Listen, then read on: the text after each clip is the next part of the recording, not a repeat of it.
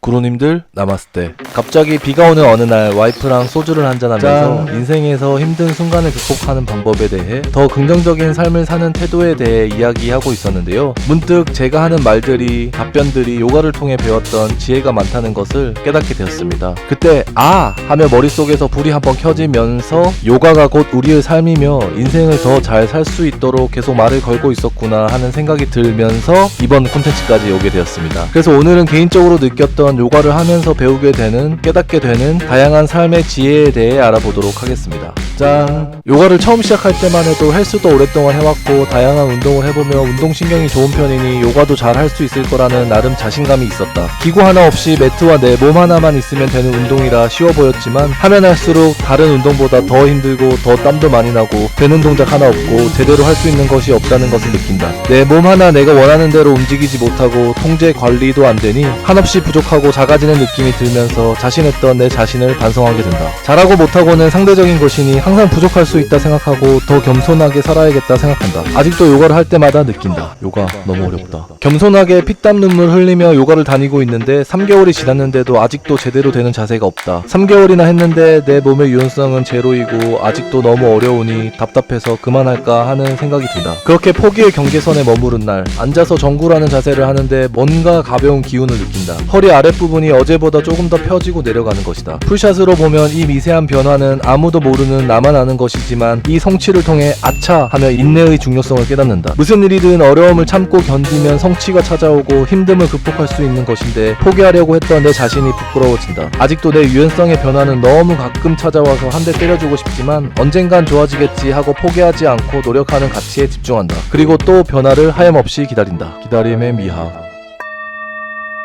어느 정도 시간이 지나 요가 자세가 한두 개씩 되기 시작하면 욕심이 스멀스멀 올라온다. 요가 초창기에는 생각도 못했던 자세들이 될 것 같고 특히 주변 사람들이 하는 것을 보니 열등감이 생겨 더 잘하고 싶고 경쟁심도 생긴다. 그래서 다리도 찢고 싶고 머리서기도 하고 싶고 그래서 수업이 끝나도 남아서 혼자 연습도 하고 열정이 불탄다. 불타오르네. 아이야. 그렇게 어느 날 운 좋게 머리서기를 처음으로 5초 정도 성공하는데 너무 기뻤는데 옆을 보니 현타가 온다. 옆에 분은 머리서기를 10분을 하고 있고 옆 분은 정갈 자세도 하고 있고 옆 분은 앞뒤로 다리를 찢고 있고 옆 분은 머리가 발에 닿는다. 이 세상엔 요가 고수가 참 많구나. 나는 아직 기본 자세도 안 되는 것들이 한 트럭인데 그냥 내 갈 길 가야겠다 생각한다. It's on my way.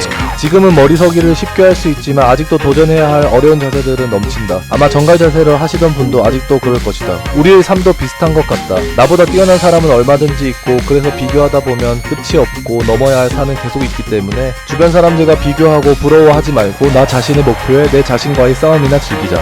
Enjoy! 나 자신과의 싸움을 즐기고 있긴 한데 현실적으로 요가가 힘든 건 어쩔 수 없다. 그래서 요가의 마지막 자세인 사바아사나를 기다리는 것도 어쩔 수가 없다. 근데 사바아사나를 하다 보면 참 행복하다는 생각이 든다. 바쁜 일상 속에 평소에 잘 못 느끼는 감정인데 문득 왜 행복할까 하는 궁금증이 생긴다. 그러면서 알게 된다. 50분간 요가 동작을 통해 몸과 마음을 긴장시키고 잠깐의 사바아사나를 통해 이완시키는 이 과정을 반복하다 보면 이완된 상태를 정확하고 제대로 느낄 수 있게 되고 그렇게 이완이 주는 행복감을 느낀다는 것을.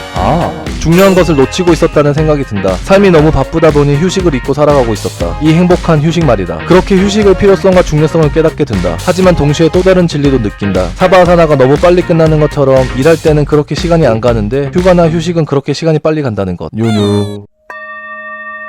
어려운 자세를 할 때마다 요가 강사님한테 자주 듣는 말이 있다. 호흡하세요. 숨 쉬세요. 처음에는 왜 호흡하라는지 몰랐는데 하다 보면 알게 된다. 어려운 자세를 할 때 느껴지는 고통이나 힘들다는 생각을 호흡에 신경 쓰며 모든 집중을 호흡으로 옮기기 위해서이다. 그렇게 고통을 덜고 힘들다는 생각을 지우며 자세를 발전시켜 나간다. 일상에서도 마찬가지라는 생각이 든다. 짜증, 우울, 화, 슬픔 등 부정적이거나 힘든 순간이 찾아오면 잠깐이라도 짬을 내어 호흡하고 쉬어야 한다. 그렇게 호흡과 쉼에 집중하여 그 감정에 집착을 덜고 고통을 줄여 또 나아가는 것이다. 부정에서 긍정으로 바뀌는 삶의 태도는 이런 과정에서 오는 것 아닐까 생각한다. 아하! 음과 양의 조화를 추구하는 하타라는 요가 이름도 있듯이 요가를 할 때는 항상 균형을 중요시한다. 오른쪽 했으면 왼쪽, 훅을 했으면 정굴 등등. 요가에서의 균형이 삶에서의 균형도 중요하다는 것을 이야기하는 것 같다. 우리 삶에서도 밸런스가 중요하지 않은가? 워라벨, 스라벨, 워커벨, 등등 더 이상 말 안 해도 알 것이다. 요가를 통해 아주 느리지만 몸이 조금씩 유연해지는 것을 느낀다. 1년, 2년, 3년.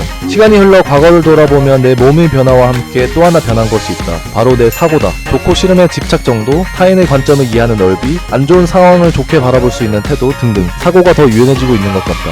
요가는 몸과 마음을 연결시키는 도구라더니 진짜인가 하는 생각이 든다. 요가 할 수 있을 만큼 하면 됩니다. 오늘도 요가 합시다.